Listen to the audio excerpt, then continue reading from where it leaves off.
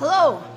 Now that we are in middle school, we're going to be doing some clay projects that take longer than just one day. And since we're doing that, we can't just leave our clay sit out in the open or it will dry out and not be in a nice condition for us to use the next day. So we need to wrap it up in a way that's going to keep it in good, moist, ready to use condition. So here's some clay.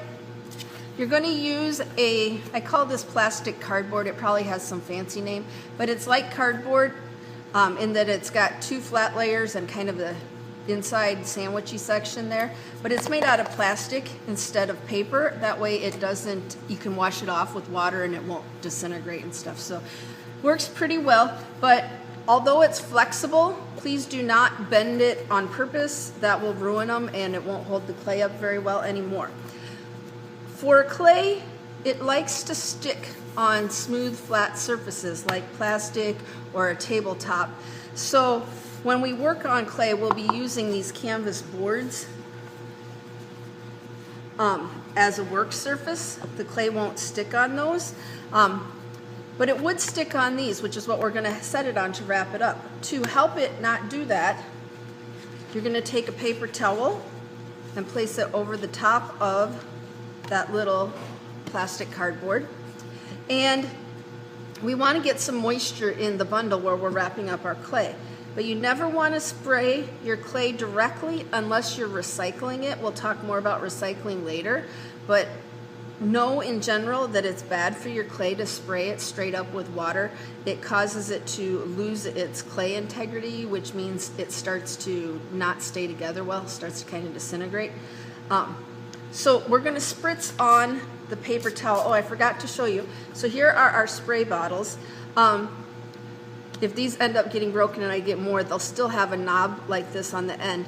If you have these turned all the way out, it shoots in a stream, which is not what we want, and it'll get you in trouble because you'll probably be squirting neighbors or something for that. I'd rather you didn't, because you wouldn't want to miss out on doing clay and get to write maybe a clay essay or something instead because you couldn't use the bottle right. Exactly. So go ahead and turn this so it's closed completely. Don't try and force the trigger when it's closed completely. That just lets you know how far it goes. This is kind of an off position. To get it to spray nice mist, you turn it from the off position just a little bit until it starts to spray and makes a lovely fine mist for you. You'll want to get the whole paper towel because it's not about squirting water on the clay.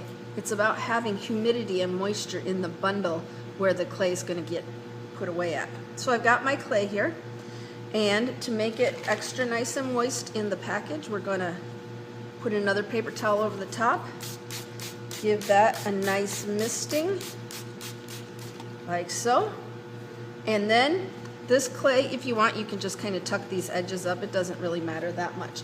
Now we need to wrap it into some plastic because if we just left it like this, the paper towels would dry out and then it would still get too dry.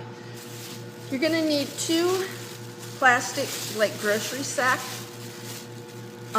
Some of them might have little holes in it, like maybe you can see that there's a little hole there, there's a little hole there. Any holes like up to maybe a quarter size are okay. If you end up grabbing a grocery sack and it's got a big rip out of it, just throw it in the garbage and grab a different one. Take this, and you're going to set this grocery sack like it's an oven, like where you put a pizza in, where you could put it in from the side as opposed to being up and down where you put it in this way, okay? So I'm going to set it on its side. And then this is like the pizza pan, and this is like the pizza. You're gonna put it flat into that oven and slide it to that back edge where the bottom of the bag is. You don't want to smash your clay, but you want to gently kind of press most of the air out of there. Gather these open ends together. Give them a little twist. Now we don't need a knot and we don't need a twist tie, but we're just going to take that twisted end and tuck it underneath, okay? Let me show you that again.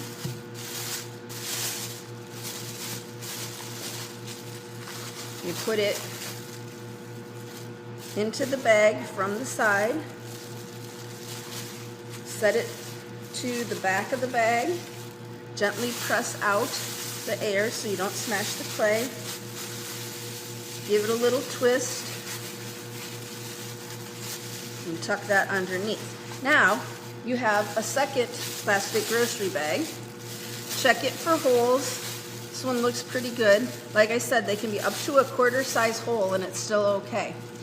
You're going to put this first bundle into the second bag, but you're going to do it the opposite way so that they're kind of, the opening on this bag goes towards the back of that bag.